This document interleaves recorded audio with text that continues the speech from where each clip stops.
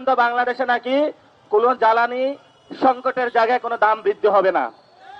এই 2 মাস না 1 মাসের মাথায় সে পোল্টি মেরে এই সরকারের মধ্যে হলো তারা আবার বিদ্যুৎ এবং ডিজেল অক্টেন থেকে শুরু করে সকল কিছু দাম বাড়ালো।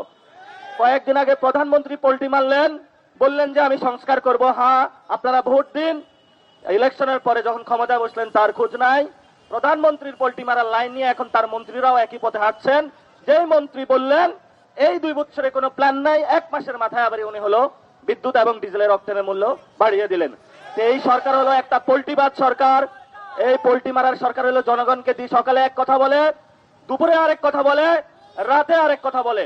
আমরা শুনতে পাচ্ছি আইএমএফ এবং বিশ্ব ব্যাংকের একটা ঋণ আছে, যেটার কারণে নাকি তারা প্রতিনিয়ত সরকারকে পুশ করছে যে এই সরকার হলো যাতে বিদ্যুতের দামটা বাড়ায়।